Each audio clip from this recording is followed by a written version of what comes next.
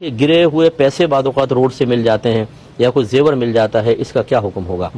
دیکھیں اس کا اگر ہم پاکستان کے اعتبار سے دیکھیں تو یہاں پہ تقریباً چونکہ اکثریت مسلمانوں کی ہے، اس لیے غالب گمان یہ ہے کہ وہ مسلم کا مال ہے، اس میں مالک کو تلاش کر کے اس کو دینا ہوگا، اگر اٹھا لیا ہے تو دینا ہے، اور یہ ایک امانت ہے، یہ ہم اپنی ملکیت بنانے کی نیت سے نہیں اٹھا سکتے، اگر اٹھائیں گے تو گناہگار ہوں گے، یہ سمجھ لیں کسی کا مال جیسے اٹھا لینا ہے اپنے، تو مالک کو تلاش کریں گے، تلاش کرنے کا طریقہ یہ ہے کہ جو وہاں پہ عام طور پہ عرف میں اعلان کا طریقہ ہے وہ کریں، اور جب یہ یقین ہو جائے کہ اب مالک اس کے تلاش سے مایوس ہو چکا ہے تو خود غریب ہے رکھ لیں، ورنہ اس کی طرف سے صدقہ کر دیں، اور یقیناً یہ مال کی مقدار کے اعتبار سے یقین مختلف ہوتا رہے گا، اگر 50 روپے ملے ہیں تو کتنے عرصے تلاش کرے گا، 5000 کا نوٹ ہے تو، اور ایک 50 لاکھ کا بیگ مل گیا ہے تو اس اعتبار سے آدمی خود اس کا اندازہ کر لے، اور اس میں یہ فقہ نے فرمایا کوئی ایسی چیز جو جلدی خراب ہونے والی ہے جیسے سبزی ہے یا کچھ پھل ہے وہ تو فوراً استعمال کر سکتے ہیں، اور اب پھر بالفعل اگر بعد میں مالک آ جاتا ہے اس کو دے دیں یا اس سے معاف کروا لیں، نہیں آیا تو استعمال کر لیا، ٹھیک ہے۔ یہ تو ہے ادھر کا۔ باہر کے ملکوں کے اندر اگر کوئی مال ملا ہے اور غالب گمان یہ ہے کہ یہ کسی کافر کا ہے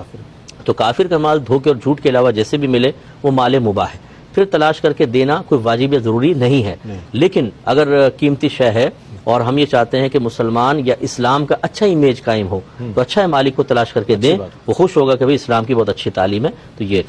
تو یہ جو باہر کے میں عرض کر رہا تھا کہ اگر باہر کا کوئی ایسا مال ہو باہر کے ملک میں ملے اور جیسے موبائل مل گیا اس میں آپ نے اس کو چیک کیا تو تمام غیر مسلمین کے نام ہے تو یہ کنفرم ہے کہ آپ کے مسلمان کا نہیں ہے، اس میں اگر آپ پہنچا دیں بہت اچھی بات ہے، اور نہ پہنچائیں رکھ لیں تو اس کی بھی گنجائش ہے، لیکن پہنچانے میں بہتری ہے۔ ایک نوجوان تھا اس نے مجھے بتایا کہ ٹیکسی میں کوئی خاتون پرس بھول گئی تھی تو دیکھا تو اس میں کافی بگ اماؤنٹ، ہاں بہت بڑا اماؤنٹ موجود تھا، تو انہوں نے جا کے وہ عورت کو دیا، پھر مجھ سے پوچھتے ہیں صاحب اس کا کیا یہ حل تھا؟ میں نے کہا آپ رکھ سکتے تھے، شرعی لحاظ سے جائز تھا، وہ سر پہ ہاتھ مارا مجھے پہلے پتا ہوتا تھا، میں نے کہا نہیں آپ نے بہرحال دے دیا، یہ بھی بہت اچھا کیا کیونکہ اس نے بہت خوش ہوئی، یہ بہت اچھے ہوتے ہیں مسلمان، جی ہاں، تو ایک اپنا امیج بنانا بھی بہت اچھی بات ہے۔ ایک اور کالر ہے، یہ کہتے ہیں کہ اگر کوئی قرآن پاک پڑھ رہا ہے، ذکر الہی میں مشغول ہے، کھانا کھا رہا ہے یا نماز کے انتظار میں جیسے لوگ بیٹھے ہوتے ہیں ان کو سلام کیا جائے تو کیا اب بھی جواب واجب ہوگا؟ دیکھیں یہ واجب نہیں ہوتا، بلکہ ایسے اشخاص کو سلام کرنا خلاف سنت ہوتا ہے۔ میں اپنے تمام ان بزرگوں سے انتہائی دائرہ ادب میں رہ کے گزارش کرتا ہوں جو مسجد میں جاتے ہیں اور ہال میں داخل ہو کر جو نماز کے انتظار میں بیٹھے ہوتے ہیں انہیں بلند آواز سے سلام کرتے ہیں، السلام علیکم، پھر جا کے آگے بیٹھ جائیں گے، حالانکہ یہ خلاف سنت ہے۔ جب آپ یہ خلاف سنت کام کر رہے ہیں، کیونکہ میرے آقا صلی اللہ علیہ وسلم نے ارشاد فرمایا جو نماز کے انتظار میں ہے وہ نماز میں ہی ہے، یعنی فقہاء نے اس کی تشریح بیان فرمائی کہ اس کو نماز کا ثواب ملنا شروع ہو جاتا ہے جو نماز کے انتظار میں آ کے بیٹھے، تو جیسے ایک نماز میں مشغول شخص کو سلام کرنا منع ہوتا ہے، ایسے ہی نماز کے انتظار میں جو شخص بیٹھا ہے یا قرآن کی تلاوت کر رہا ہے یا ذکر الہی کر رہا ہے یا فرض کر لیں غور و تفکر کر رہا ہے، کچھ بھی آپ کو بظاہر نظر نہیں آ رہا، وہ بیٹھ کے غور کر رہا ہے آخرت کے امور کے بارے میں، تو ان کو سلام کرنا خلاف سنت ہے۔ جب ہمارے یہ بڑے اس طرح خلاف سنت کام کرتے ہیں تو جو بچے اطراف میں بیٹھے ہوتے ہیں وہ چونکہ بڑوں کو دیکھ دیکھ کے سیکھ رہے ہوتے ہیں تو وہ کہتے ہیں شاید یہ بھی کچھ سنت کے مطابق ہے، یہ وائرس ان میں بھی صلاحیت کر جاتا ہے، تو اچھی طرح یاد رکھیں خاموشی سے آ کر بیٹھیں، اس طرح سلام کرنا خلاف سنت ہے۔ یوں ہی جیسے گھر میں کوئی مشغول ہے اس سے آ کے سلام کرنا غلط ہے، اور اگر کر بھی لیا ہے کسی نے تو جواب دینا واجب نہیں ہے۔ اب اس پر ایک اور مطلب یہ کہ ہے معاملہ کہ اگر کوئی شخص جواب نہیں دے رہا، وہ مشغول ہے، اس سے ناراض ہو جانا، ارے بھائی سلام کیا جواب تو دے دو، تو آپ نے خلاف سنت سلام کیا، اس پہ جواب واجب نہیں ہے، بلکہ اگر وہ اپنے عمل میں مشغول رہے تو بالکل ٹھیک ہے، وہ گناہ گار نہیں ہے، آپ گناہ گار ہیں، پہلے آپ نے خلاف سنت بولا یعنی سلام کیا اور اب آپ اس کو برا بھلا بھی کہہ رہے ہیں، حالانکہ وہ شریعت کے تقاضے کے مطابق عمل کر رہا ہے، اس میں گناہ کا پہلو نکل سکتا ہے، تو ایسا ہرگز نہ کیا جائے۔ یہ کسی نے پوچھا کہ ہم نے کسی سے وعدہ کیا کسی چیز کا، لیکن اگر اسے پورا کیا جائے تو اس میں کسی مسلمان بھائی کا نقصان بھی ہے، تو کیا کیا جائے؟ مثال کے طور پر جیسے وعدہ لے لیتے ہیں کہ یار دیکھو تم ہاں نہ کرنا فلاں کے سامنے، گواہی نہ دے دینا، وعدہ کرتے ہو، اس نے کہا وعدہ کیا، اب اگر گواہی نہ دے دوسرے کو شدید نقصان ہوگا تو کیا حکم شرع ہوگا؟ دیکھیں اس قسم کا وعدہ جو کسی گناہ پر مشتمل ہو یا کسی مسلمان بھائی کو براہ راست نقصان پہنچ رہا ہو، آپ کو پتہ ہے کہ نقصان پہنچے گا کنفرم ہے، تو اس طرح کا وعدہ کرنا ہی گناہ ہوتا ہے، کیونکہ یہ اصل میں ایک مسلمان بھائی کو نقصان پہنچانے پر آپ نے وعدہ کیا ہے۔ تعاونوا علی البر والتقوی ولا تعاونوا علی الاثم والعدوان، نیکی اور بھلائی کے کاموں میں تعاون کرو لیکن گناہ اور زیادتی کے کاموں میں باہم تعاون نہ کرو، تو لہذا ایسی صورت میں اس وعدے کو توڑ دینا واجب ہے، یعنی اگر کوئی اس قسم کی گواہی وغیرہ دینی ہے جھوٹی یا دینی تھی اور آدمی ہٹ جائے ایسا نہیں کرنا چاہیے، بلکہ وہ کام کریں جو مطالبہ شرع ہے، چاہے اس میں سامنے والا ناراض ہو۔ اور یہ وہ وعدہ خلافی نہیں ہوگی کہ جو وعدہ خلافی گناہ قرار دی جاتی ہے۔ عام دنوں میں جب ہم یا عام حالات میں جب کسی سے وعدہ کرتے ہیں تو اس کو پورا کرنا چاہیے، لیکن اس قسم کا وعدہ جو گناہ پر مشتمل ہو اسے پورا نہ کرنا واجب ہوتا ہے، لہٰذا اس کے جانب مخالف کو اختیار کریں چاہے وہ شخص ناراض ہو۔ اور یہ ہمیشہ یاد رکھیے کہ نبی کریم صلی اللہ علیہ وسلم کا فرمان ذی شان ہے کہ اللہ تبارک و تعالیٰ کی نافرمانی میں کسی مخلوق کی اطاعت جائز نہیں ہے۔ تو فرض کر لیں کہ یہ ایک آپ سے دوست نے کہا، اگر کوئی آپ کا بڑا بھی کہتا نا تو پھر بھی حکم شرع یہی تھا کہ وہاں پر چاہے وہ والدین ہی کیوں نہ ہوں، چاہے وہ آپ کا کتنا بڑا محسن کیوں نہ ہو، کسی مسلمان بھائی کو نقصان پہنچانے کے لیے اس طرح کے وعدے کرنا شرعاً جائز نہیں، اس سے وعدہ خلافی کرنا واجب ہوتا۔ تیسرا انہوں نے پوچھا کہ یہ ولیمہ کتنے دنوں کے بعد کرنا چاہیے؟ دیکھیں سنت تو یہی ہے کہ شب زفاف کے اگلے دن جو کھانا کھلایا جاتا ہے اسے کہتے ہیں ولیمہ، اور شب زفاف آپ سمجھ رہے ہیں کہ فرسٹ نائٹ جو ہے اس میں باقاعدہ جسمانی تعلق قائم ہو، پھر اس کے بعد جو کھانا کھلایا جاتا ہے ولیمہ، یہ ہے سنت۔ لیکن اگر کوئی دوسرے دن نہیں کھلا سکا تو تیسرے چوتھے دن بھی کرے گا تو ولیمے کی سنت ادا ہوگی، لیکن صحیح جو نبی کریم صلی اللہ علیہ وسلم سے منقول طریقہ ہے وہ یہی ہے کہ اگلے دن جو کھانا کھلایا جاتا ہے اس کو ولیمہ کہتے ہیں۔ ایک یہ کہتے ہیں کہ بعض اوقات ایسا ہوتا ہے کہ گھر میں ہیں، کوئی 3-4 کمروں کے آگے کوئی چھینکا اور اس نے زور سے الحمدللہ کہا، ہمارے کانوں تک آواز آ گئی۔ اب جیسے کہ حکم شرع یہ ہے کہ جب کوئی چھینکے اور الحمدللہ کہے تو اس کا جواب دیا جائے، تو کیا اب ہم اتنی آواز سے جواب دیں کہ اس تک پہنچ جائے، یا جا کر کریں، یا ہلکی بھی دے سکتے ہیں؟ دیکھیں جواب جو ہے یہ اصل میں ایک دعا ہے، جیسے مرد اگر چھینکتا ہے تو یرحمک اللہ ہم کہتے ہیں اللہ آپ پر رحمت نازل فرمائے، تو یہ دعا آپ بہتر تو یہی ہوتا ہے کہ اس تک اس آواز پہنچے، تو آپ تھوڑا سا بلند آواز سے کہہ دیں یا اس کے پاس جا کر کہہ دیں۔ لیکن اگر بہت دور ہے یا آپ کو پتہ نہیں کون سے کمرے میں ہے یا چھینک مار کے وہ نکل گیا ہے تو پھر آپ آہستہ آواز میں بھی کہہ سکتے ہیں، اس میں کوئی حرج نہیں، لیکن جواب ضرور دے دیں، لیکن جواب اس کے کان تک پہنچے یہ اصل ہے، اور اگر پہنچانا ممکن نہ ہو تو پھر آہستہ ہی کہہ دیں۔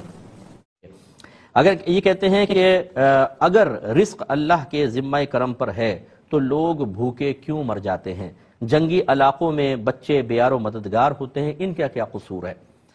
دیکھیں ایک تو لفظ اگر سے جو ہے نا وہ شک پیدا ہوتا ہے، اور اللہ تبارک و تعالیٰ کی کسی بھی وعدے پر شک کا اظہار کرنا یہ بڑا خطرناک ہوتا ہے۔ اگر وہ بھائی ہمیں سن رہے ہیں تو انہیں چاہیے کہ احتیاطاً تجدید ایمان، تجدید نکاح کر لیں، کیونکہ اللہ تعالیٰ نے واضح طور پہ قرآن میں فرمایا کہ وما من دابۃ فی الارض الا علی اللہ رزقها، زمین پہ چلنے والا کوئی جاندار ایسا نہیں جس کا رزق اللہ کے ذمہ کرم پر نہ ہو۔ وامر اہلک بالصلاۃ واصطبر علیہا لا نسألک رزقا نحن نرزقک، اپنے گھر والوں کو نماز کا حکم دے اور خود بھی اس پر ثابت قدم رہ، ہم تم سے رزق کا سوال نہیں کرتے، رزق تو ہم تمہیں عطا فرمائیں گے۔ جب یہ وعدہ خداوندی موجود ہے تو اگر کا لفظ اگر اللہ تعالیٰ کے ذمہ ہے تو اس لیے یہ مناسب نہیں۔ بہرحال تو بالکل اللہ کے ذمہ کرم پر ہے۔ اب لوگ بھوکے کیوں مر جاتے ہیں اس کے بارے میں عرض کرتا ہوں۔ ایک پہلے کالر ہمارے ساتھ ہیں، اس کا میں جواب دے رہا تھا، تو یاد رکھیے کہ اللہ کا وعدہ بالکل حق ہے، لیکن اس نے یہ وعدہ کہاں کیا ہے کہ میں کسی کو بھوکا نہیں ماروں گا، یعنی کسی کی موت بھوک سے میں مقرر نہیں کروں گا، یہ تو نہیں ہے۔ رزق اللہ کے ذمہ کرم پر ہے، جب تک کسی کا رزق اللہ کا ارادہ ہے وہ اللہ ہی اس کو عطا فرمائے گا، ملے گا۔ لیکن اللہ تعالیٰ نے اگر کسی کے بارے میں ارادہ کیا ہوا ہے کہ اس کو بطور آزمائش بھوکا ہی وفات دینی ہے، دنیا سے رخصت کرنا ہے، تو پھر یہ تو نہیں ہے کہ اللہ نے یہ فرمایا کہ اگر یہ ساتھ ہوتا کہ رزق اللہ کے ذمہ کرم پر ہے لہٰذا کوئی بھی بھوکا نہیں مرے گا، تو آپ کا آبجیکشن بالکل ٹھیک تھا۔ اللہ تعالیٰ نے رزق کا ذمہ رکھا ہے کہ جب تک رزق دینے کا اللہ کا ارادہ ہے وہ اللہ ہی عطا فرمائے گا، اس پہ ہمیں اطمینان رکھنا چاہیے، لیکن یہ اس کا وعدہ نہیں ہے کہ کسی کو بھی بھوکا نہیں مارے گا۔ لہٰذا چاہے جنگی حالات ہوتے ہیں تو وہاں بچے بھوک سے مر جاتے ہیں، اور اب ان کا قصور یا عدم قصور کا مسئلہ نہیں ہے، اللہ کی ذات بڑی بے نیاز ہے، وہ یہ نہیں کہ وہ قصور پہ ہی کوئی سزا مقرر کرتا ہے، وہ چاہتا ہے بطور امتحان کسی کے درجات بلند کرنے کے لیے، کسی کو نشان عبرت بنانے کے لیے، کبھی کسی کو سبق سکھانے کے لیے، کبھی کسی کو اظہار تشکر کی طرف مائل کرنے کے لیے اس قسم کے مناظر دکھاتا ہے، تو یہ اس کے وعدے کے خلاف نہیں ہے، ان دونوں میں فرق رکھا جائے۔ ایک کالر مزید ہمارے ساتھ ہیں، السلام علیکم۔ ایک انہوں نے کہا کہ بعض اوقات جیسے ہم واش روم جا رہے ہیں تو باہر داخلے کی دعا پڑھ لی، اب لیکن اس سے پہلے کہ داخل ہوتے پھر ہمیں کوئی کام یاد آیا، پہلے کام کرنے چلے گئے، واپس آئے تو کیا دوبارہ دعا پڑھنی ہوگی یا پہلے والی دعا کافی ہے؟ دیکھیں دوبارہ پڑھ لیں، کیونکہ اصول تقریباً یہی ہوتا ہے کہ جب آپ کسی چیز کی ابتدا کے لیے کچھ پڑھتے ہیں تو اس سے متصل اگر عمل ہوتا ہے تو یہ ان دونوں کا تعلق قائم ہوگا، ورنہ نہیں۔ جیسے نیت ہے، آپ کھڑی ہوئیں کہ نماز کی نیت میں کرتی ہوں، آپ نے نماز کی نیت کر لی، اچانک بیل بج گئی، آپ گئیں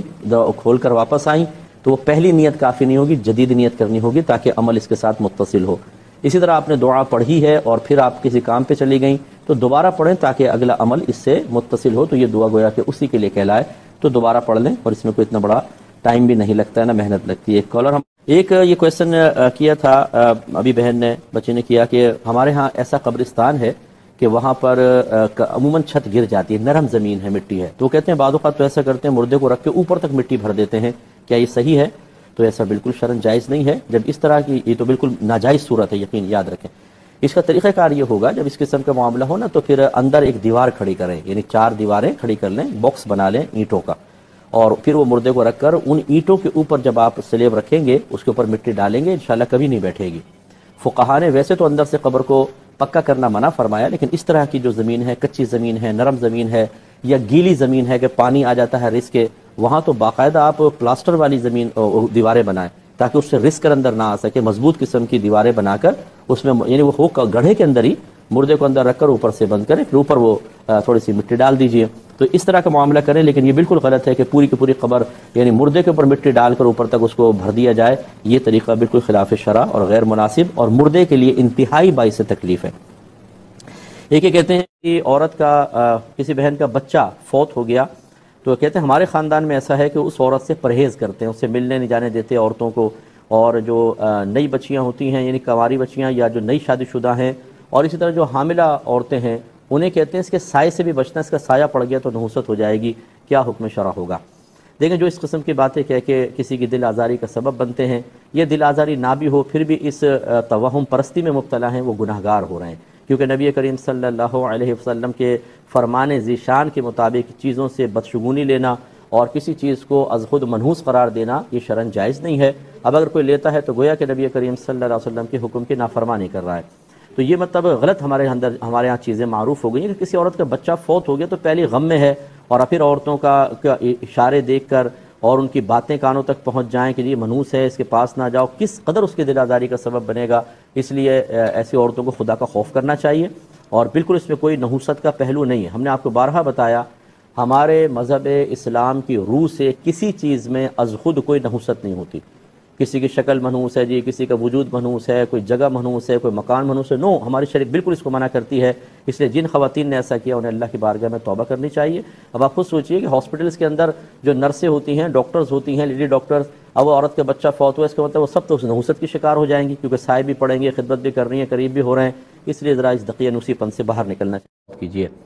ایک بھائی نے پوچھا تھا کہ ممانی اور چچی سے پردہ ہوتا ہے یا نہیں؟ دیکھیں، ممانی بالکل اجنبی ہوتی ہیں، ان سے لازم پردہ کرنا ہوگا، یہ واجب ہے، اور چچی اگر خالہ نہ ہو تو اس سے بھی پردہ کرنا واجب ہے، اور اگر وہ خالہ ہیں تو پھر خالہ ہونے کے اعتبار سے تو خالہ اور بھانجا جو ہے آپس میں محرم ہوتے ہیں، پھر پردے کی حاجت نہیں ہے۔ تو ہمارے گھروں میں اکثر ایسی ہوتا ہے کہ ممانیاں اور چچی جیسے ہیں، یا تائی بھی، وہ چچی کے حکم میں ہی ہیں کہ وہ والد صاحب کے بڑے بھائی کی زوجہ جو ہے تائی کہلاتی ہیں، تو تائی ہوں یا چچیاں ہوں، اگر وہ خالہ نہیں ہیں تو پھر ان سے بھی پردہ واجب ہوتا ہے۔ اب ہمارے ہاں چونکہ وہ بچے سامنے ہی پل بڑھ کے جوان ہوتے ہیں، وہ کہتے ہیں کہ جی ان سے کیا پردہ کرنا ہے، تو ممانی ہیں، شروع سے بچہ ان کی گود میں کھیلا ہے، فلاں ہے لیکن اچھی طرح یاد رکھیں کہ شرعی احکام ہماری عقل، ہماری سوچ سمجھ، ہماری کیفیات کے تابع نہیں ہیں کہ جی ممانی کو دیکھ کے کوئی برا خیال کوئی آئے گا، یہ تو ہماری ممانی ہیں، یہ تو چچی ہیں، بچپن سے ان کے ساتھ، تو آپ کی کیفیت اپنے مقام پر، شرعی حکم اپنے مقام پر، شریعت یہ کہتی ہے کہ چچی اور ممانی سے پردہ ہے۔ کہتی ہیں کہ بہت سے نک نیم رکھ لیے جاتے ہیں، علماء نے نام بگاڑنے کو منع کیا، سورہ حجرات میں بھی اللہ تعالیٰ نے مختلف قسم کے نام رکھنے سے منع فرمایا، جبکہ سرکار صلی اللہ علیہ وسلم سید عائشہ صدیقہ رضی اللہ تعالیٰ عنہا کو عائش کہا کرتے تھے، اور بھی ایسے معروف نام، تو یہ کیا تضاد کیسے ختم کیا جائے؟ دیکھیں، اچھی طرح یاد رکھیں کہ یہ جو نام بگاڑنے کو منع کیا گیا، یہ اس صورت میں ہے کہ جب سامنے والے کی دل آزاری ہو، سامنے والا ناراضگی محسوس کر رہا ہو، اظہار غضب کرے، تب یہ منع ہوگا۔ اگر سامنے والا اس کو برا محسوس نہیں کرتا ہے تو پھر اس کا کوئی نام رکھ دینے میں حرج نہیں ہے، اور اس میں بھی کوشش یہ کرنی چاہیے کہ جو اللہ تعالیٰ کے نام ہیں، صفاتی نام، ان کو نہ بگاڑا جائے، کوئی ویسے اضافی ایک نام رکھ دیا جائے تو کوئی حرج نہیں ہے۔ تو اس لیے ان میں آپس میں کوئی تضاد نہیں ہے۔ بہت سی ایسی چیزیں ہوتی ہیں، جیسے اب یہ اعمش ہے، اعمش، ایک محدث ہیں وہ عامش کہلاتے ہیں، عامش کہتے ہیں جس کی آنکھیں چھوٹی ہوتی ہیں، جس کو سطحی لفظ میں کہتے ہیں چندھا کہتے ہیں، وہ برا نہیں فیل کرتے تھے تو ایسا کہہ سکتے ہیں۔ ایسی بہت سے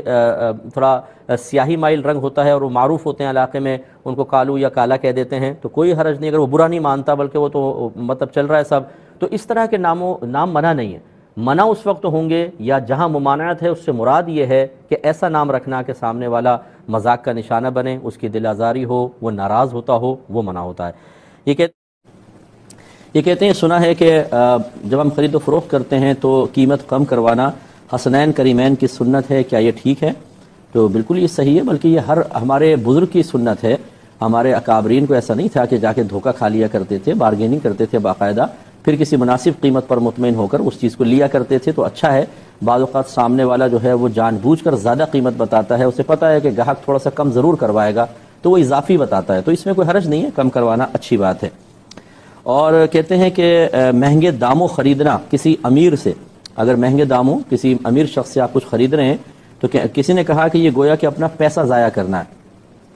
تو یہ پیسہ ضائع کرنا نہیں ہوتا۔ جب آپ چیز کو خرید رہے ہیں تو ٹھیک ہے، آپ اس چیز کے بدلے میں دے رہے ہیں تو پیسہ ضائع کرنا تو نہیں کہلائے گا۔ ہاں یہ ضرور ہے کہ جب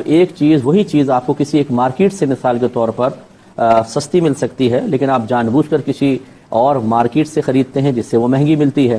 وہ بس ہوتا یہ ہے کہ ہم سنانا چاہتے ہیں ہم نے فلاں مارکیٹ سے لیا، فلاں مارکیٹ سے لیا، یوں زیادہ قیمت دینا مناسب نہیں ہے۔ لیکن یہ دیکھیے کہ جو بڑی مارکیٹ میں آدمی بیٹھا ہے وہ بھی پیسہ کمانے کے لیے بیٹھا ہے، وہ بھی اپنے بچوں کے لیے کمانے کے لیے حلال رزق کے لیے بیٹھا ہوا ہے، تو اگر آپ نے ادھر دیا یا ادھر دیا تو بہرحال دونوں رزق حلال کما رہے ہیں، اور اسی طرح اللہ تعالیٰ ایک سے دوسرے کو رزق پہنچاتا ہے، تو اس کو پیسہ ضائع کرنا نہیں کہیں گے۔ آپ اگر کسی بڑی مارکیٹ سے خریدتے ہیں، نیت یہی کریں کہ چلو میرے پیسے سے ایک مسلمان بھائی کا فائدہ ہوگا۔ یقیناً جو بڑی مارکیٹس میں بیٹھتے ہیں ان کی دکان کی کرائے بھی زیادہ ہوتے ہیں، دیگر ان کو مطلب چیزوں میں جو ایکسپنسز ہوتے ہیں وہ زیادہ ہو جاتے ہیں، تو چیز کی قیمت بڑھ ہی جاتی ہے، اس کو پیسہ ضائع کرنا نہیں کہیں گے۔ ہاں یہ ضرور ہے کہ اگر کفایت شعاری کے ساتھ خرید و فروخت کرنا چاہتا ہے تو ان نام و نمود کو نہ دیکھے، بلکہ ایسی مارکیٹ سے خرید لے جہاں سے کچھ چیز اس کو سستی ملے گی۔ یہ کہتی ہیں کہ کیا اگر کسی مقام ستر کو چھو لیا جائے تو کیا وضو ٹوٹ جاتا ہے؟ یہ کہتی ہیں ہم نے سنا ہے،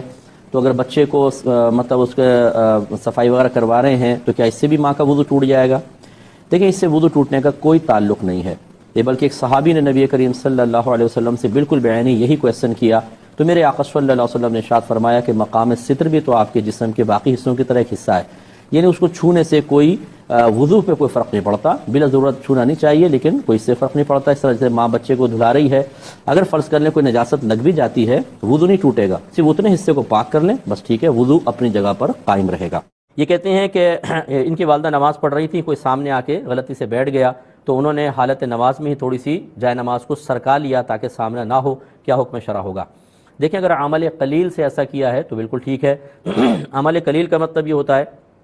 کہ نمازی حالت نماز میں کوئی ایسی حرکت کرے کہ دور سے دیکھنے والا اسے نماز میں ہی سمجھے، تو یہ ہوتا ہے عمل قلیل۔ اور ایسی حرکت کرنا کہ دور سے دیکھنے والا کہے تو نماز میں نہیں ہے، یقین آ جائے، جیسے یہ موبائل کھول کر دیکھنا پھر جیب میں رکھ لینا،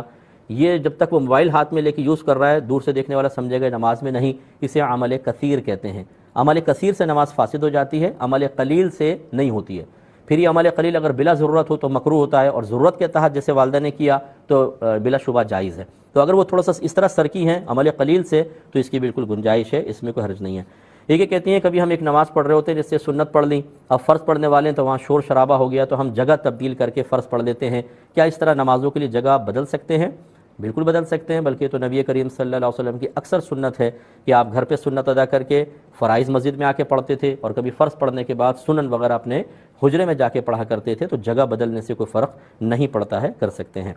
یہ پوچھا تھا کہ بعض اوقات یہ ریکارڈ پروگرام چل رہے ہوتے ہیں، ریکارڈڈ پروگرامز ہوتے ہیں، اور اس میں ہوسٹ جو ہیں وہ مرد یا عورت السلام علیکم کہتے ہیں، تو کیا سلام کا جواب دینا بھی واجب ہے؟ واجب نہیں ہے، لیکن دے لیں تو اچھی بات ہے۔ اسی طرح کہا کہ ہر بریک کے بعد جب آ کے سلام کرتے ہیں تو اس کا جواب دینا واجب ہے،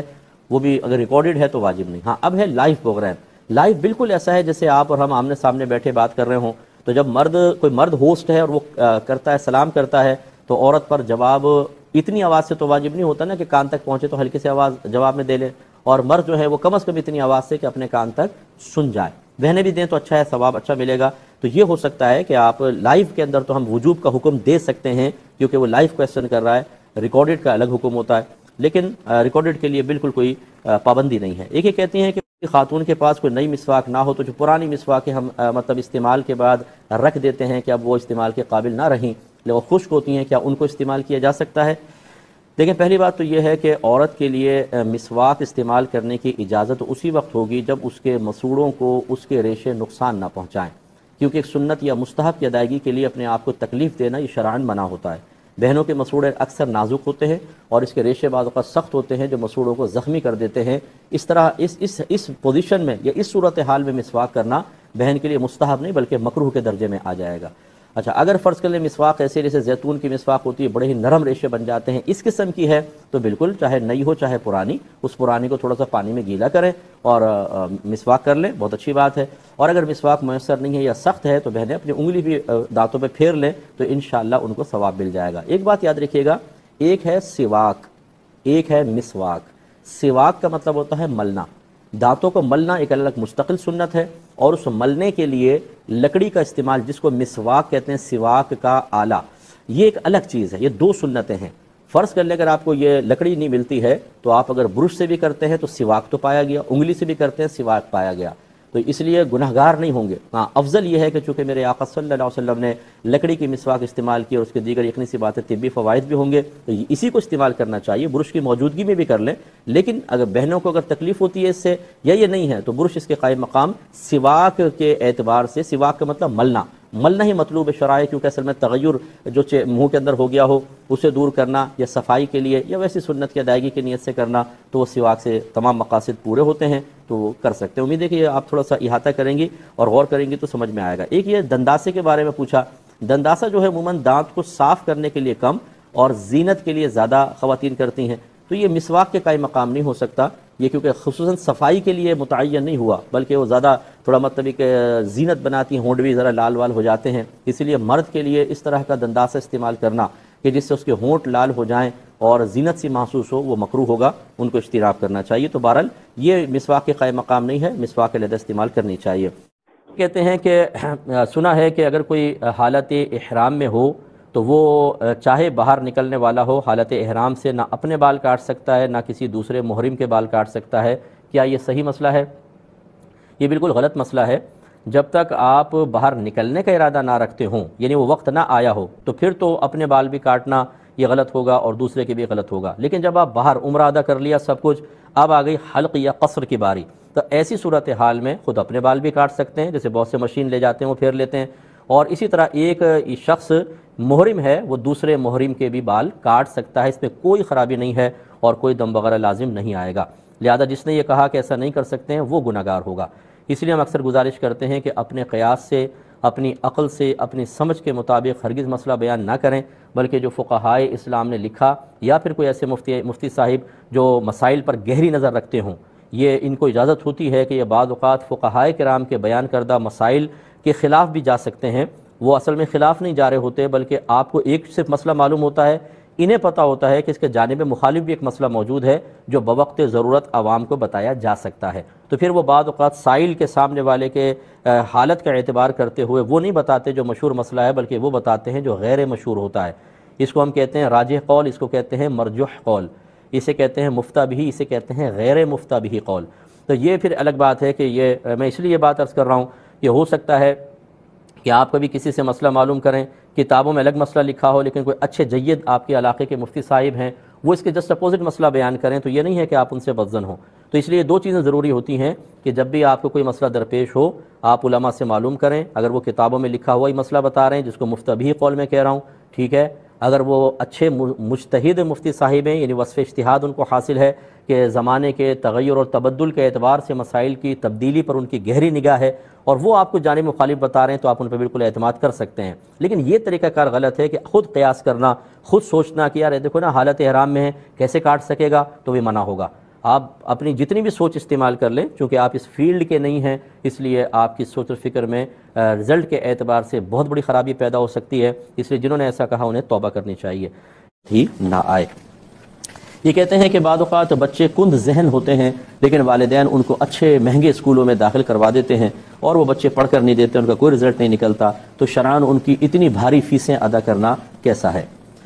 دیکھیں بچے کند ذہن بعض اوقات نہیں ہوتے ہیں، بچوں کو گھر میں ماحول نہیں ملتا ہے، لاڈ پیار میں بگاڑا ہوتا ہے، جس اسکول میں آپ نے داخل کروایا وہاں پہ انفرادی توجہ نہیں ملتی ہے، ٹیوشن جہاں پہ آپ نے بھیجا ہے ٹیوشن سینٹر میں یا گھر پہ ٹیوٹر آتا ہے وہ بعض اوقات اچھے انداز سے نہیں پڑھا رہا ہوتا، ورنہ بچوں کے ذہن تو بہت اچھے چلتے ہیں۔ تو اس لیے مطلب یہ کوئی کنفرم نہیں ہے، اگر بچہ فرض کر لیں آپ کو کن ذہن محسوس ہو رہا ہے تو حقیقتاً بھی کن ذہن ہو، اور پھر وہ ان کی فیسز کی ادائیگی کو ناجائز قرار دیا جائے تو بالکل دے سکتے ہیں۔ ماں باپ کی خواہش یہی ہوتی ہے کہ ہمارے بچے اچھے اسکولوں میں پڑھ کر اچھے انداز سے تعلیم کو مکمل کریں تو آگے پھر نوکری کے چانسز اور ان کی فیوچر پروٹیکشن کا اہتمام ہو سکے گا، تو اس کو کوئی ناجائز نہیں کہہ سکتے ہیں۔ ہاں اگر بچہ پڑھ کر ہی نہیں دے رہا ہے، مسلسل فیل ہو رہا ہے، وہ مطلب بالکل اس کی توجہ نہیں ہے، تو پھر یہ کہ آپ یہ کر سکتے ہیں کہ ان کو تھوڑا سا ہلکے اسکول میں داخل کروا دیں اور کسی بزنس لائن کی طرف لے کر آ جائیں بچوں کو تھوڑا سا پڑھا کر، تو یہ کہ الگ بات ہے۔ لیکن بہرحال اس کو مطلقاً منع نہیں کیا کہا جا سکتا، کیونکہ بچے عمومی طور پر ذہین ہی ہوتے ہیں، ہم ان کے ساتھ صحیح رویہ اختیار نہیں کر رہے ہوتے یا ان کو صحیح ماحول پرووائڈ نہیں کر رہے ہوتے، ان تمام چیزوں پہ اچھی طرح توجہ کرنی چاہیے۔ ایک یہ کویشچن کیا کہ بعض اوقات ہمارے مختلف قسم کے مہمان آتے ہیں، کچھ گناہگار قسم کے ہوتے ہیں، فاسق فاجر ہوتے ہیں، کچھ نیک پرہیزگار متقی ہوتے ہیں، تو کیا ان کی مہمان نوازی کا ثواب برابر ہوگا؟ لیکن ہرگز نہیں ہوگا۔ پہلے تو ایک اصول یاد رکھیے، پوائنٹ یاد رکھ لیجئے گا، نبی کریم صلی اللہ علیہ وسلم نے جتنا بھی کھانا کھلانے کی ترغیبیں دی ہیں، مدد کی ترغیبیں دی ہیں، یہ نیک پرہیزگار متقی لوگوں کے لیے تھیں، کیونکہ اس زمانے میں سارے نیک تھے، پرہیزگار تھے، متقی تھے، اور سرکار فرماتے تھے غریب کو کھلاؤ پلاؤ، بیواؤں کی مدد کرو۔ وہ بیوائیں نمازی ہوتی تھیں، پرہیزگارن ہوتی تھیں، وہ باپردہ ہوتی تھیں، گھر سے نکل نہیں سکتی تھیں، تو ان کی مدد کرو، یہ اصل اصول ہے۔ اب تغیر زمانہ کے اعتبار سے چونکہ فسق زیادہ عام ہو گیا ہے اور عدل ختم ہو گیا، شریعت پر عمل کرنا بہت کم ہو گیا، تو ہمارے زیادہ تر دوست احباب رشتہ دار محلے میں رہنے والے قریبی لوگ سب تقریباً فاسق و فاجر ہوتے ہیں، بے نمازی، غلط کام کرنے والے، اب وہ گھر میں آتے ہیں۔ اب میں آپ سے پوچھتا ہوں کہ جو اللہ کی بارگاہ کا ایک مقبول بندہ آپ کے گھر میں آئے، اس کو کھلانے پلانے کا زیادہ ثواب ہوگا کیونکہ وہ عین سرکار کے حکم کے مطابق ہے، یا ایک فاسق و فاجر؟ کیونکہ جب آپ نیک آدمی کو کھلاتے ہیں، جتنی توانائی آتی ہے وہ اس کھانے سے جو توانائی آئے گی آپ کے کھانے سے، وہ اس کو اللہ کی فرما برداری میں خرچ کرے گا تو آپ کے لیے ثواب جاریہ۔ اور اگر آپ کسی فاسق و فاجر کو کھلاتے ہیں اور وہ اس توانائی کو اللہ کی نافرمانی میں خرچ کرتا ہے، تو اگرچہ میں یہ نہیں کہوں گا کہ آپ کے لیے گناہ جاریہ کیونکہ آپ نے نیت نہیں کی، لیکن کم از کم یہ ہے کہ وہ کھانا ایک طرح سے آپ نے بس ضائع کر دیا۔ ہاں یہ ضرور ہے کہ آپ کو مہمان نوازی کا ثواب ضرور ملے گا، اس لیے میرے آقا کی ترمذی کی روایت سرکار نے فرمایا کہ تمہارا کھانا صرف پرہیزگار کھائے اور تم صرف مومن کو ہی اپنا دوست بناؤ۔ اس مومن کی شرح کی ہے علماء نے متقی شخص کے ساتھ کہ نیک اور پرہیزگار متقی مومن کو اپنا دوست بناؤ، اور تمہارا کھانا پرہیزگار شخص کھائے، متقی شخص کھائے، سرکار نے تلقین فرمائی، وہ اسی لیے ہے۔ لیکن بہرحال اب ہمیں رشتہ داریاں نبھانی ہوتی ہیں اور بہت سارے مصلحتیں اور تقاضے ہوتے ہیں، اس بنا پر اگر فساق فجار کو کھلائیں ہے تو جائز، لیکن یقیناً ثواب جتنا زیادہ نیک شخص اور جتنا زیادہ صاحب علم آپ کے گھر آ کے کھائے گا اتنا ہی مہمان نوازی کا ثواب زیادہ ہوتا چلا جائے گا۔ تو دیکھیں میری پیاری بہن، مسئلہ یہ ہے کہ شوہر کو اللہ تبارک و تعالیٰ نے عدل و انصاف کی قید کے ساتھ 4 شادیوں تک کی اجازت دی ہے۔ اللہ تعالیٰ نے فرمایا کہ فَانكِحُوا مَا طَابَ لَكُم مِّنَ النِّسَاءِ مَثْنَىٰ وَثُلَاثَ وَرُبَاعَ، تمہیں جو عورتیں پسند ہو تم ان سے نکاح کر سکتے ہو، 2 سے، 3 سے، 4 سے، لیکن آگے فرمایا فَإِنْ خِفْتُمْ أَلَّا تَعْدِلُوا فَوَاحِدَةً، پھر اگر تمہیں یہ خوف ہو کہ عدل و انصاف نہ کر سکو گے تو ایک سے نکاح کرنا فرض ہے۔ اب یہ مردوں کو یہ جملہ نظر نہیں آتا، مثنیٰ وثلاثہ ورباع، سر کے اوپر بال نہیں ہیں اور مثنیٰ وثلاثہ ورباع کے اندر آگے بڑھتے چلے جا رہے ہیں کہ 2 3 4 کی، اور ذرہ برابر مسائل نہیں سیکھے ہوتے، اکثر ایسے ہوتے ہیں انہیں پتہ ہی نہیں ہوتا کہ عدل کسے کہتے ہیں، 2 بیویوں میں کس چیز میں عدل ضروری ہے، نان نفقے کے اندر ہے، نان نفقے کے علاوہ ہے، جسمانی تعلق کے اندر ہے، باری مقرر کرنے کے اندر ہے، سفر پہ لے جانے کے اندر ہے، ان سے کویسچن کر کے دیکھ لیں، صفر پتہ نہیں ہوگا کچھ بھی، اور یہ بس دوسری بیوی کے چکر میں کہ دوسری بیوی ہمیں حاصل ہو جائے عملی قدم اٹھا کر اپنے آپ کو شدید گناہ گار کروا لیتے ہیں۔ میرے آقا صلی اللہ علیہ وسلم نے ارشاد فرمایا جس کی 2 بیویاں ہوں وہ ایک کی طرف مائل ہو جائے، دوسری کو ایسی معلقہ چھوڑ دے تو یہ بروز قیامت اس حال میں آئے گا کہ اس کی ایک جانب فالج زدہ ہوگی، لٹکی پڑی ہوگی، اور یہ میدان معاشر میں ڈرامہ اس کا جو بنے گا اور یہ نشان عبرت بنے گا وہ وہاں پتہ چلے گا۔ تو جو ہمارے بھائی دوسری شادی کر چکے ہیں، ناراض نہ ہوں، میں کوئی آپ نے میرا کوئی نہیں بگاڑا، لیکن یہ ضرور ہے کہ آپ ان شرعی مسائل کو سیکھیں کہ کہاں آپ کو عدل و انصاف کرنا واجب ہے۔ اچھا، اب وہ شوہر چونکہ اپنا ایک شرعی حق پورا کر چکا ہے، ہم یہ اپنے بہن سے گزارش کرتے ہیں کہ آپ صبر و تحمل تو پہلے ہی کر رہی ہیں، قلب کو وسیع کریں، اپنے شوہر کو کیوں کسی دوسرے کے حوالے کرتے ہیں، اگرچہ وہ ان کا بھی شوہر ہے، دوسری بہن کا بھی، وہ بھی ہماری بہن ہے، آپ بھی ہماری بہن ہے، تو اس لیے آپ اپنا حصہ حاصل کریں اور وہ عورت اپنا حصہ حاصل کرے۔ مطلب بعض اوقات عورتیں جذباتی پن میں مبتلا ہو کر خود اپنا نقصان کر رہی ہوتی ہیں آپ جل رہی ہیں، کڑ رہی ہیں، دوسری زوجہ جو ہے اپنے شوہر کے ساتھ خوش ہے، آپ ان کے ساتھ وقت نہیں خرچ کرنا چاہتی، سارا وقت شوہر اس کو دے گا، وہ دوسری بڑی خوش ہوگی کہ اچھا ہے بھائی وہ تو معطل ہو کے بیٹھ گئی۔ آپ اپنا حصہ حاصل کریں، بالکل خوش رہیں شوہر کے ساتھ، کوئی بات نہیں، اور یہ دنیا میں ہی تھوڑی سی آپ کو تکلیف ہوگی، جب آپ فوت ہوں گی جنت میں جائیں گی تو کوئی تکلیف نہیں ہوگی، سب ختم ہو جائے گی، خوش و خرم ساتھ رہیں گے۔ اس لیے ہمت کیجئے اور اپنے شوہر کو ایک طرح سے معاف کیجئے۔ ہاں وہ عدل و انصاف نہ کرے تو آپ انہیں پیار محبت سے سمجھائیں، لیکن اپنے شوہر کو اپنا بنائیں، ان کے ساتھ وقت گزاریں، بلکہ آپ مطالبہ کر کے اپنا حق حاصل کریں۔ اگر آپ سمجھتی ہیں کسی جگہ کمی ہے تو بالکل اب ایک نئے سرے سے، اب آپ نے کہا کہ میں آپ سے عقیدت رکھتی ہوں، 15 سال سے آپ کا پروگرام دیکھ رہی ہوں، تو پھر آپ کو اپنے مفتی صاحب کا کہنا بھی ماننا چاہیے۔ بالکل فریش ہو جائیں، غسل کریں، نہائیں دھوئیں، اچھا سا میک اپ کریں، شوہر آئے تو کہیں مجھے آؤٹنگ پہ لے کے جاؤ، آج ہم باہر جا کے کھانا کھائیں گے، اپنے شوہر کے ساتھ خوش رہیں، باپردہ طریقے سے نکل کر کسی اچھی جگہ جائیں اور اپنی لائف کو انجوائے کریں۔ یہ جلنے کوڑنے سے کوئی فائدہ نہیں ہوگا، آپ اپنا نقصان، یہ بہنیں نادانی میں خود اپنا نقصان کرتی رہتی ہیں اور پھر بعد میں پچھتاتی بھی ہیں، تو اپنے شوہر کو اپنا بنائیے، انشاءاللہ بہت فائدہ ہوگا۔ کہ انڈے میں خون بعض اوقات نکل آتا ہے، کبھی کم کبھی زیادہ، کیا حکم شرع ہوگا؟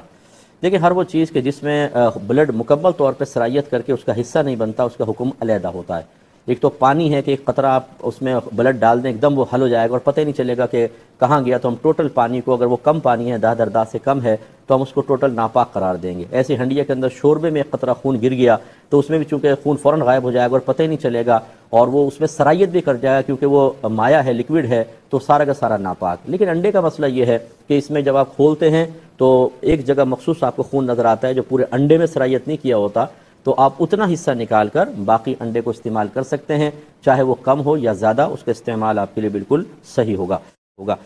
ایک انہوں نے کہا کہ بعض اوقات ہم نفلی صدقہ کرتے ہیں اور گھر میں اس چیز کو تقسیم کرتے ہیں، تو کیا نفلی صدقہ کرنے والا خود اس میں سے کچھ کھا سکتا ہے؟ تو جی ہاں کھا سکتا ہے، عمومی طور پر جیسے ہم کھانا بناتے ہیں، نیاز وغیرہ کے ہوتے ہیں کھانے، یہ تقسیم کرتے ہیں تو اس میں سے خود بھی کھا رہے ہوتے ہیں، اس کی گنجائش ہے۔ لیکن جو آپ کہتے ہیں یہ غریبوں کے لیے صدقہ ہے، جیسے غریبوں کو مختص کر دیتے ہیں، اس میں سے نہ کھائیں، وہ سارا کا سارا آپ کو صدقہ کرنا چاہیے۔ دوسروں نے فرمایا کہ اگر ہم صدقے کا تھوڑا سا نفلی صدقہ خود یعنی چیز جو ہے وہ خود کھا لیں تو کیا ہمیں پورا ثواب ملے گا؟ یہ تو اللہ تبارک و تعالیٰ کی مرضی پر موقوف ہے۔ ہاں یہ ضرور ہے کہ جو غریبوں کے لیے آپ مخصوص کر دیں اس میں سے نہ کھائیں، ورنہ ہمارے اکابرین نے فرمایا کہ غنی اگر غریبوں کا کھانا کھاتا ہے تو اس کا دل سیاہ ہوگا، اور تو یہ مناسب نہیں ہے۔ لیکن جیسے نفلی صدقہ عمومی طور پر سب کے لیے ہوتے ہیں، اغنیاء کو بھی بھیجتے ہیں، غریبوں کو بھیجتے ہیں، اور گھر میں بھی اس کو کھا رہے ہوتے ہیں، یہ بھی ہمارے یہاں عرف ہے بعض اوقات، تو پھر کھانے میں کوئی حرج نہیں ہے، اور آپ کی نیت کے مطابق اللہ تبارک و تعالیٰ ثواب عطا فرمائے گا۔ اگر آپ کو یہ ارادہ ہو کہ صدقے کا ثواب بھی ملے اور کھانا بھی زیادہ رکھ لیں، ہم 2 وقت کا کھانا بھی ہو جائے گا، تو ثواب اتنا ہی کم ہوگا کہ آپ نے فائدہ اپنا ضرور اس میں رکھا ہے، دنیاوی فائدہ، تو ثواب کم ہوگا۔ لیکن اگر آپ صرف اللہ کے لیے کریں، خرچ کریں، تھوڑا بہت تبرکاً خود بھی کھا لیں، تو پھر انشاءاللہ امید ہے کہ پورا ثواب مل جائے گا سکتے ہیں۔ یہ کہتے ہیں کہ ایک بچی ہے وہ جاب نہیں کرنا چاہتی، لیکن والدین یہ کہتے ہیں کہ اپنے فیوچر کو مستحکم کرنے کے لیے، پروٹیکٹ کرنے کے لیے آپ جاب کریں، تو کیا اب کیا وہ لڑکی کیا کرے؟ دیکھیں مسئلہ یہ ہے کہ بلا ضرورت بچیوں کا گھر سے باہر نکلنا یہ منع ہی ہوتا ہے۔ ہاں جو بچیاں مجبور ہیں، جو ہماری بہنیں مجبور ہیں اور ان کے گھر میں کمانے والا نہیں ہے، کفیل کوئی نہیں ہے، اور یا ہیں تو لیکن ان کو بہت زیادہ تنگی پہ رکھا ہوا ہے، تو ان کے لیے مخصوص شرائط کے ساتھ جاب کرنے کی اجازت ہوتی ہے۔ باقی یہ کہ جی فیوچر سیف ہو جائے گا، مستقبل مستحکم ہوگا، یہ سب مطلب ایک ایسی باتیں ہوتی ہیں۔ بچی ہے، اس کی شادی ہوگی، شوہر کے ذمہ شریعت نے اسی لیے نان نفقہ رکھا ہے کہ بچی اپنے گھر میں رہے اور شوہر باہر سے کما کے لے کر آئے، وہ گھر کا خیال رکھے، وہ باہر کا خیال رکھے گا۔ اس لیے اس قسم کی باتیں کہہ کے اپنے بچیوں کو خواہ گھر سے باہر نکالنا، جبکہ وہ بچی نہیں نکلنا چاہ رہی، اس میں گناہ کی صورت بھی بن سکتی ہے۔ لہذا بچی کا فیصلہ بالکل ٹھیک ہے، اور یاد رکھیں کہ جب والدین کوئی ایسی چیز کا حکم دے رہے ہوں جو شرعاً صحیح نہ ہو، تو میرے آقا صلی اللہ علیہ وسلم کا فرمان یہی ہے کہ اللہ تعالیٰ کی نافرمانی میں کسی مخلوق کی اطاعت کرنا شرعاً جائز نہیں ہے۔ بچی بدتمیزی نہ کرے، زبان نہ چلائے، ان کو تانے نہ دے، انہیں گناہ گار نہ کہے، لیکن خاموشی اختیار کر کے وہی کرے کہ جس کو شریعت نے کرنے کا حکم دیا ہے۔ دیکھیے کہ ان کے والد صاحب ہیں، ان کو پیشاب کے قطروں کا مرض ہے اور اب وہ حج پہ جانا چاہتے ہیں، تو کیا کریں؟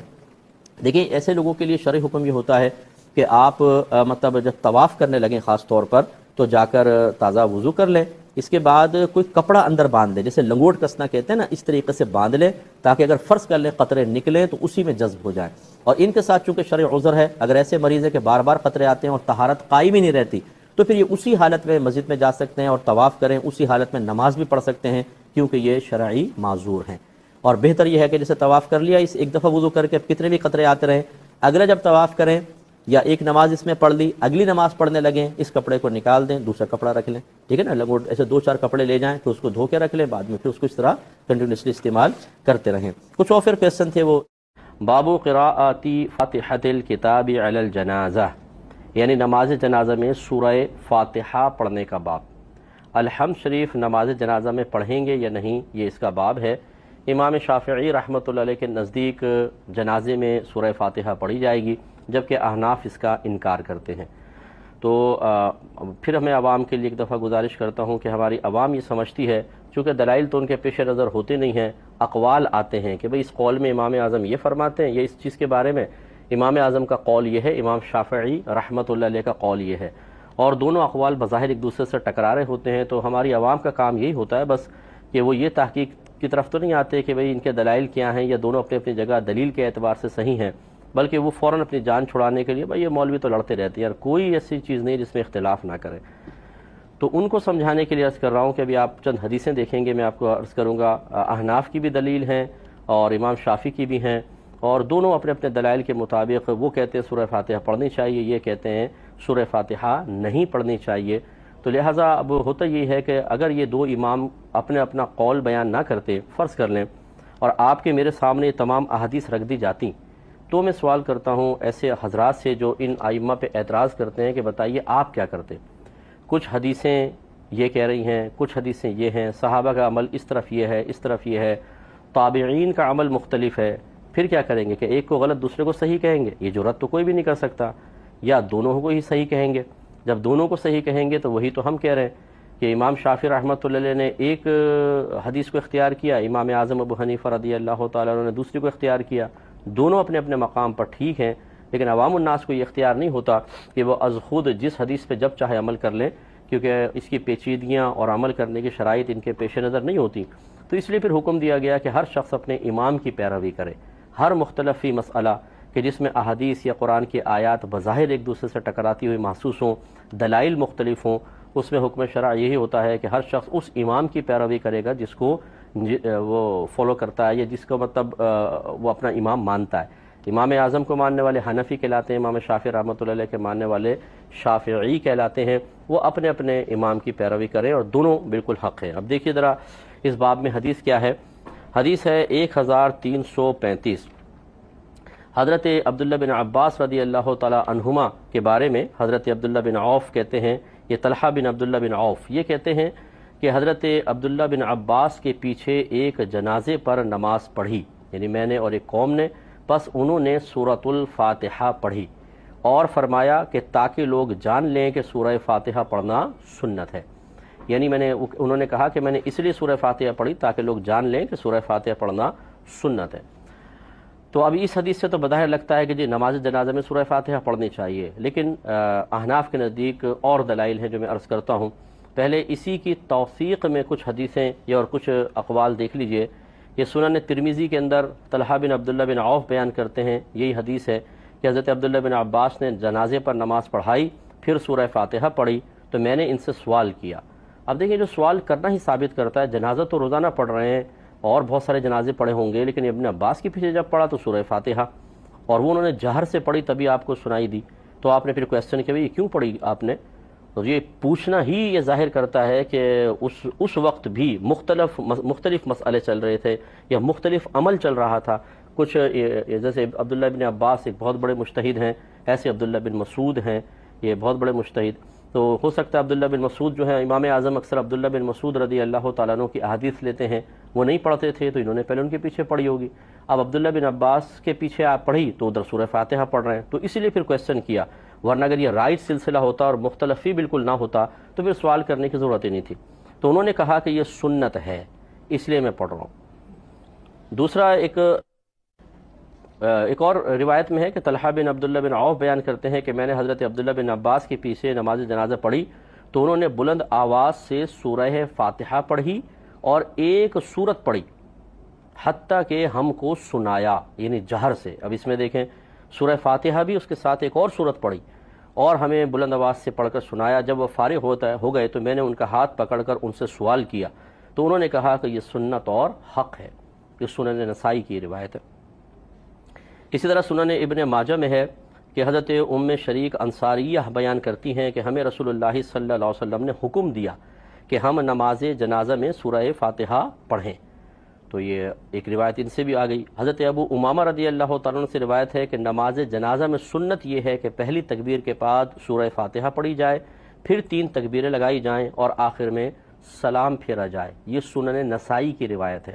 تو آپ یہ دیکھیں ان میں تائید موجود ہے۔ اب جو احناف جس پر عمل پیرا ہوتے ہیں وہ چند دیکھ لیں۔ نافع بیان کرتے ہیں کہ حضرت ابن عمر رضی اللہ تعالی عنہما نماز جنازہ میں قرآن نہیں پڑھتے تھے۔ یہ مصنف ابن ابی شیبہ کی روایت ہے، اور یہ مصنف ابن ابی شیبہ کی تصنیف ہے المصنف، تو اس میں حدیثیں جمع کی ہیں، اور یہ بہت بڑے امام گزرے ہیں، بہت بڑے محدث ہیں، اور بہت کم واسطوں سے آپ کی حدیثیں نبی کریم صلی اللہ علیہ وسلم کے ساتھ متصل ہو جاتی ہیں، تو ان کی روایت کی بڑی اہمیت ہوتی ہے۔ ابو المنہال بیان کرتے ہیں کہ میں نے ابو العالیہ سے پوچھا کہ کیا نماز جنازہ میں سورہ فاتحہ پڑھی جائے گی؟ انہوں نے کہا کہ میرا گمان یہ ہے کہ سورہ فاتحہ صرف اس نماز میں پڑھی جائے گی جس میں رکوع اور سجود ہوں۔ یہ بھی مصنف ابن ابی شیبہ کی روایت ہے۔ موسیٰ بن علی اپنے والد سے روایت کرتے ہیں کہ میں نے حضرت فضالہ بن عبید رضی اللہ تعالی عنہ سے پوچھا کیا نماز جنازہ میں قرآن پڑھا جائے گا؟ انہوں نے فرمایا کہ نہیں۔ یہ بھی مصنف کی روایت۔ اس طرح سعید بن ابی بردہ اپنے والد سے روایت کرتے ہیں کہ ایک شخص نے ان سے پوچھا کہ میں نماز جنازہ میں سورہ فاتحہ پڑھوں؟ تو آپ نے فرمایا کہ مت پڑھو۔ تو دیکھیں کئی صحابہ سے یہ چیز بھی ثابت ہو رہی ہے۔ ابو حسین نے شعبی سے روایت کیا کہ نماز جنازہ میں قرآن مجید کی تلاوت نہیں ہے۔ طاؤس اور عطا تابعین میں سے ہیں، کہتے ہیں نماز جنازہ میں قرآن پاک کا انکار کرتے تھے۔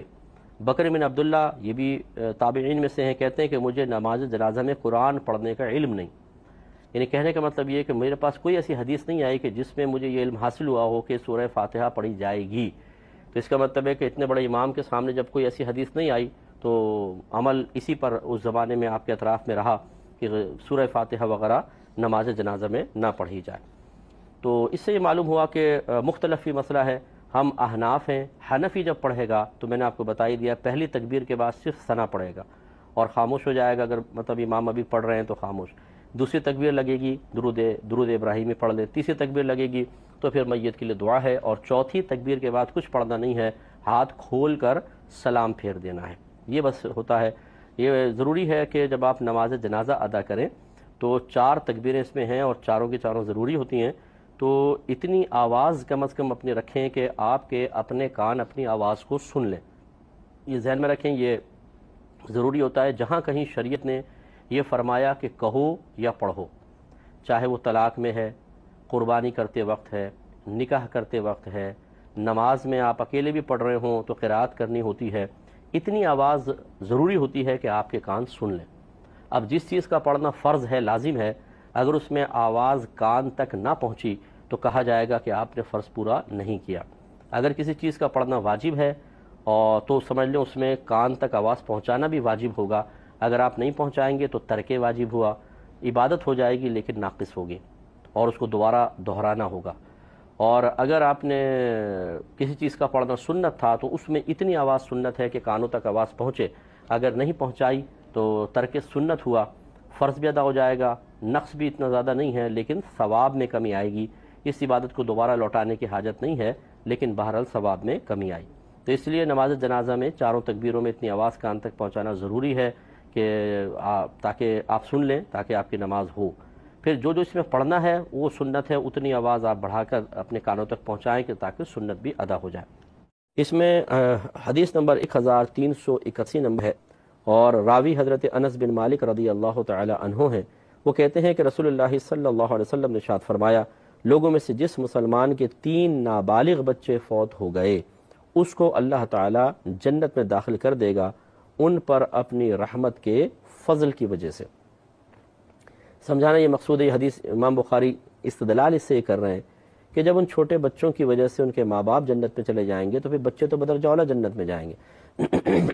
اس میں سرکار نے 3 بچوں کا ذکر فرمایا، ایک روایت میں 2 کا بھی ہے، ایک روایت میں 1 کا بھی ہے۔ تو جن کے بچے بچپن میں فوت ہو جاتے ہیں یقیناً ماں باپ کے دل کا ایک ٹکڑا کھنچ جاتا ہے، خصوصاً ایسے بھی ہمیں کیسز ہمارے سامنے آئے ہیں کہ کئی سالوں تک اولاد نہیں ہوئی ہے، تڑپ رہے ہیں ماں باپ، بہت ہی بیچارے کسی سے دعا کروا رہے ہیں، اور عمل کر رہے ہیں، نیک عمل، اور بہت سارے وظائف وغیرہ پڑھ رہے ہیں، پھر اللہ تعالیٰ نے اپنے فضل سے ان کو اولاد سے نوازا اور کچھ عرصے بعد وہ اولاد انتقال کر گئی۔ تو ایک تو ماں باپ وہ ہیں جن کو اولاد بالکل بھی نہیں ملتی ہے، ان کی حسرت اپنی جگہ پر ہے، اور ایک ہے کہ جن کو ملی اور تڑپ تڑپ کے ملی پھر فوت ہو گئی۔ بعض ایسے ہوتے ہیں کہ جن کے پہلے ہی کافی سارے بچے ہوتے ہیں، کوئی ایک آدھ فوت ہو جاتا ہے۔ دکھ سب کا ہے لیکن تھوڑا تھوڑا فرق ہے۔ تو خلاصہ کلام یہ ہے کہ جس کا بچہ بچپن میں فوت ہو جائے اور نابالغی میں، اور نابالغ میں لڑکی نابالغ کا مطلب ہے کہ 9 سال سے پہلے، اور لڑکے میں نابالغی کا مطلب ہے 12 سال سے پہلے، اگر وہ بچے فوت ہو جاتے ہیں تو انشاءاللہ وہ بروز قیامت اپنے ماں باپ کے لیے دخول جنت کا سبب بنیں گے۔ لیکن شرط اس میں یہ ہے کہ ماں باپ صبر کریں، اللہ تعالیٰ کی بارگاہ میں شکوہ شکایت نہ کریں، باغی نہ ہو جائیں، اللہ سے لڑنے نہ لگ جائیں، اللہ پہ الزام نہ لگائیں، اللہ پہ تہمتیں نہ لگائیں، اللہ کی طرف عیب کو منسوب نہ کریں۔ جیسے جاہل قسم کے ہوتے ہیں، اللہ تعالیٰ یہ تو نے کیا ہم پہ ظلم کر دیا ہے، یہ تیرا کیسا انصاف ہے، معاذ اللہ، لا حول ولا قوت الا باللہ۔ اللہ تعالیٰ انصاف کرنے پر آئے تو آپ اور میں ایک سانس نہیں لے سکتے۔ جو ہماری حرکتیں ہوتی ہیں نا ہماری، اور جو ہمارے گناہ ہوتے ہیں، ہم اس قابل ہیں کہ ان خطاؤں کے ساتھ ہمیں ایک لقمہ روٹی اور ایک گھونٹ پانی بھی دیا جائے۔ ہمارا نوکر ذرا سی ہماری خیانت کر دے، ہمارے دشمنوں سے بات بھی کر لے، اس کو فوراً نوکری سے خارج کر دے۔ اللہ کی شان اتنی بڑی، ہم اتنے نامعقول قسم کے کام کرتے ہیں، اتنے صبح سے شام تک نفس و شیطان کے غلام بنے پڑے ہیں، پھر بھی اللہ تبارک و تعالی ہمیں نعمتیں دے رہا ہے۔ یہ انصاف چاہیے ہمیں؟ کیا اس کا نام، اس کو یہ عدل و انصاف نہیں ہے؟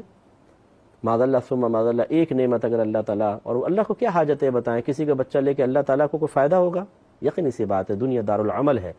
اللہ تبارک و تعالیٰ ہمارے لیے کرم نوازی کے فیصلے فرماتا ہے۔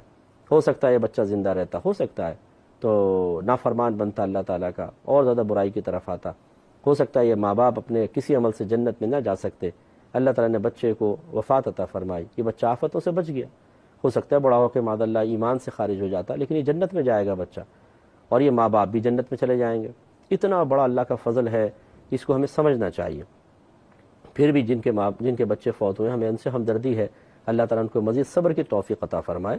لیکن ایسے میرے بہن بھائی اگر مجھے سن رہے ہیں تو اللہ کی بارگاہ میں توبہ کر لیں، اگر آپ کی زبان سے کوئی شکوہ شکایت کے الفاظ نکلے ہوں، یہ اچھی بات نہیں ہے۔ چیز اللہ کی تھی، اللہ نے دی، اللہ نے لے لی، ہمیں کہنا چاہیے اللہ تعالیٰ ہم تیری رضا پر راضی ہیں، تو نے اس نعمت عطا فرمائی، تو نے لی، جب تو نے دی تھی تو ہمارا کوئی کمال نہیں تھا، جب تو نے لی تو تیرا کوئی قصور نہیں ہے، میرے مالک تو ہمارا مالک ہے، اور مالک اپنے فیکٹری میں سے کوئی بھی چیز لینا چاہے، اس کو استعمال کرنا چاہے، کسی بھی تیار شدہ پروڈکٹ کو وہ ذاتی استعمال میں لانا چاہے، وہ اس کو ضائع کر دے، وہ اس کو خراب کر دے، اس کو بیچ دے، فیکٹری مالک کی مرضی ہے، وہ مالک ہے۔ تو اللہ تعالیٰ ہمارا مالک ہے، اس تصور کو ذہن میں رکھیں۔ لہذا اگر کسی کے بچے اس طرح فوت ہو جائیں تو مطلب ہوتا ہے وقتی طور پہ غم، لیکن سیلف کنٹرول رکھیں، خبردار جو دل میں بھی شکوہ پیدا ہوا، اللہ کی رضا پر راضی رہیں، پھر دیکھیں۔ اور میں ہمیشہ عرض کرتا ہوں کہ یہ حدیث یاد رکھیں، سرکار صلی اللہ علیہ وسلم نے ارشاد فرمایا کہ اگر کسی کا کوئی نقصان ہو جائے اور وہ اس پر کہے انا للہ و انا الیہ راجعون، تو اللہ تبارک و تعالیٰ اسے پہلے سے بہتر چیز عطا فرما دیتا ہے۔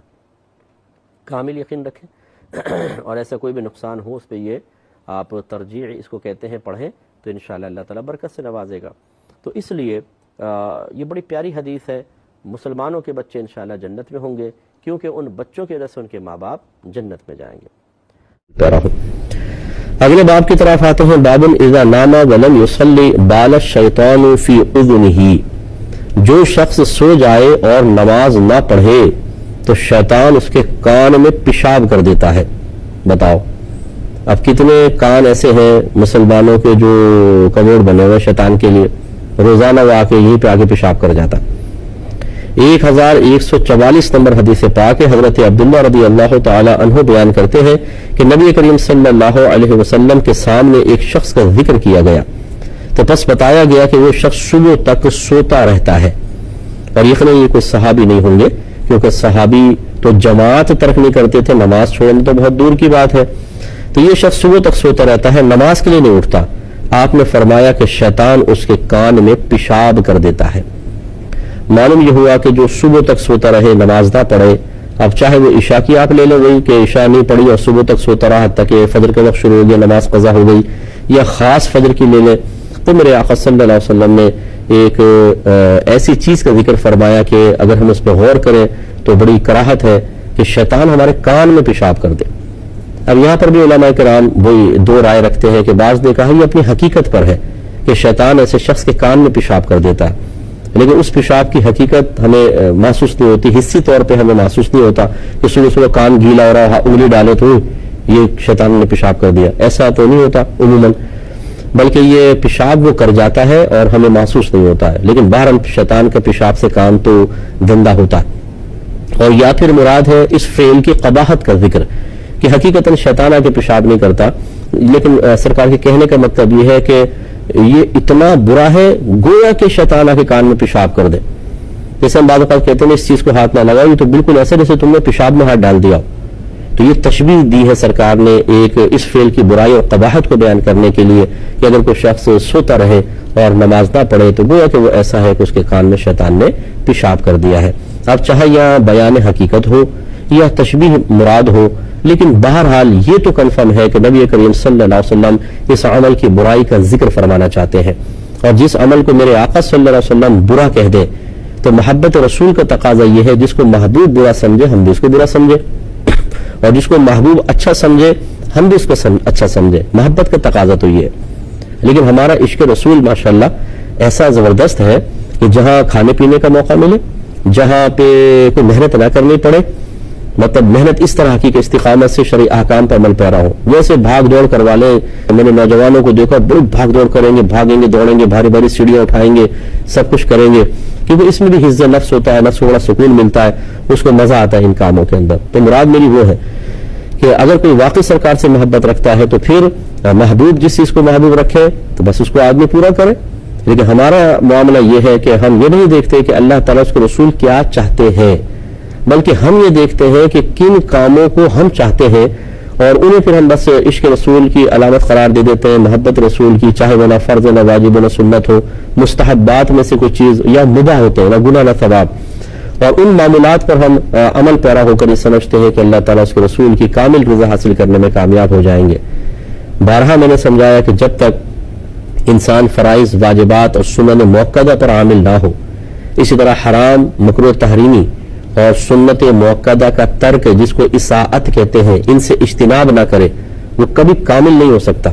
نہ محبت رسول میں، نہ عشق رسول میں، نہ عشق الہی میں، نہ محبت الہی میں، نہ ایمان کے سلسلے میں کامل ہو سکتا ہے. اب آپ چاہے لاکھوں عمل اختیار کر لیں اپنی مرضی کے، وہ قابل قبول نہیں ہوں گے جب تک کہ یہ اصل بنیاد نہ ہو. بارہا آپ کو مثال سے سمجھایا ہے، ایک دفعہ پھر میں حصول برکت کے لیے سمجھا دیتا ہوں کہ کاش کسی کو یہ بات دل پہ لگ جائے کہ اگر آپ ایک فیکٹری جوائن کرتے ہیں اور آپ کو ڈیوٹی بتائی جاتی ہے کہ آپ کی ڈیوٹی ہے صبح 8 سے شام 5 بجے تک، اور اس میں کرنا یہ ہے کہ آپ نے مشینیں کھولنی ہے، مشینیں بند کرنی ہے، ان کی صفائی ستھرائی، مینٹیننس سب آپ کے ذمہ ہے، اور آپ کہیں ٹھیک ہے، اور پھر پورے مہینے نہ آپ مشینیں کھولیں، نہ بند کریں، نہ ان کی مینٹیننس پہ کوئی فکر کریں، بلکہ آپ اس فیکٹری کے گارڈن میں چلے جائیں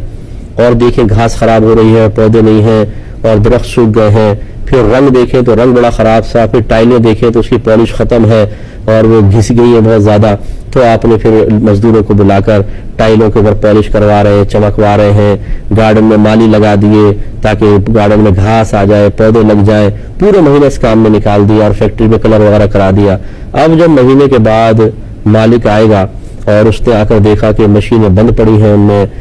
زن لگ گئے ہیں، مکڑیوں کے جالے لگ گئے ہیں، اور وہ کہیں یہ آپ نے کیا کیا، پورے مہینے کام نہیں کیا، اور آپ نے حضور یہ نہ دیکھیں، ٹائلیں دیکھیں کتنی چمکدار ہیں، کلر دیکھیں کتنا خوبصورت، آئیے باغ میں آپ کو دکھاتا ہوں، دیکھیں گارڈن دیکھیں، گھاس پودے دیکھیں، درخت دیکھیں، اور ان چیزوں کو آپ میری طرف سے قبول فرمائیں اور میری تعریف کریں اور پوری سیلری ود بونس مجھے دیں. بتائیے کیا اگر آپ خود ملانر ہوتے اور کوئی ایسا آپ کے ساتھ آپ کو امپلائی کرتا تو آپ اس کی حوصلہ افزائی کرتے، تعریف کرتے، یہ کیا کرتے؟